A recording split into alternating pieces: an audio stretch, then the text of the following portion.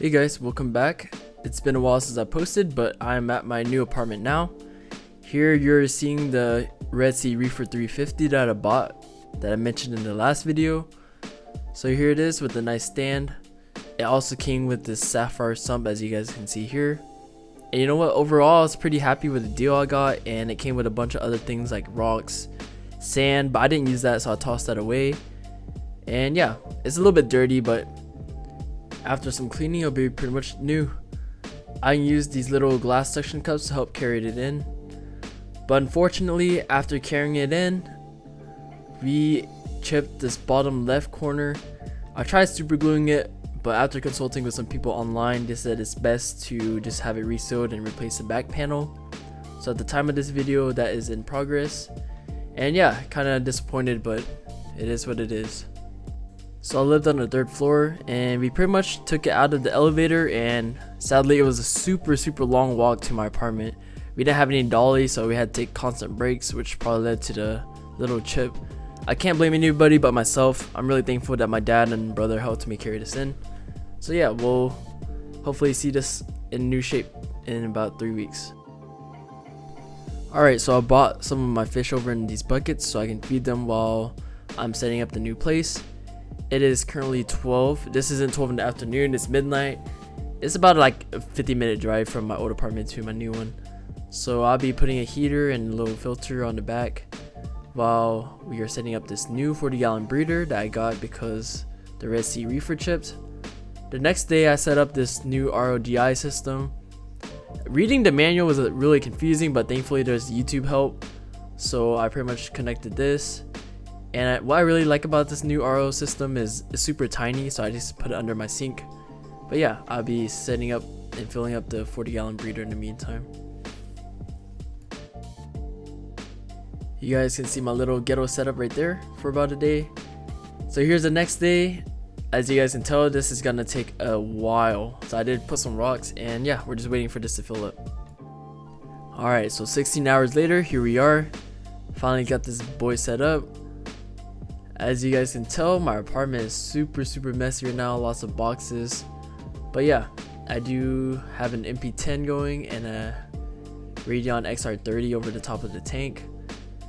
While I was filling up with the fresh water, I added salt and just kind of let it mix overnight.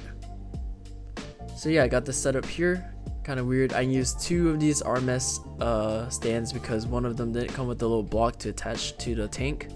So I didn't want it to kind of like fall over. That would be a shame if my $400 light just fell into the tank. Alright, so the next step is to move these guys over to this tank. I'll probably move over the rock first, and then I'll be using a cup since I forgot my net to kind of scoop these guys out and put them in the new tank. Hopefully all goes well. There's the rock, and I did forget to mention that I did acclimate these guys for about 40 minutes with the new water. I emptied it so it would be easier to catch these guys, but here we go. I kind of skipped all the boring part, but I basically just cornered each fish with this cup and put them in one by one. The hardest one to catch, surprisingly, was the yellow assessor basslet. That guy was so quick and I had to leave him in last. Pixie, the smaller clownfish here, was also hard. Every time I cornered him, he kind of slid through this like little hole in the side, but I eventually got all of them here. Here they are about 10 minutes later, and I know what you guys are thinking, you know, you can't have 3 clownfish together. So I'm really hoping that since the tank is really big, they won't pick on the little one, and that he'll kind of like find his own corner.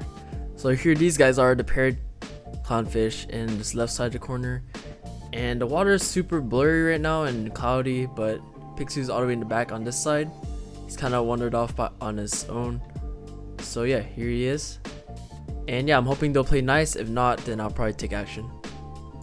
So if you guys remembered in my last video, I mentioned that one of my Acros were doing really bad. That colony ended up dying off, and I realized it was because of all these flatworms when I saw one on the glass.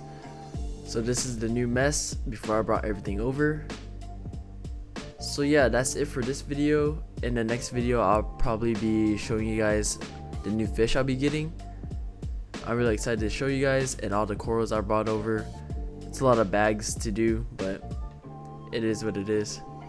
And I realized that after filming this video that my water is still a bit cloudy, so I don't think it's from the salt mix, but instead I might be battling a bacteria bloom.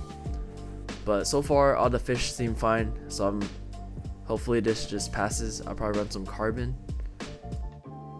This is one of my shorter videos to pretty much jumpstart this new series of my new reefer tank. Of course it's not the reefer right now, but eventually it will be. I hope you guys enjoyed the video. If you did, make sure you leave a thumbs up and subscribe. I'll see you guys next week.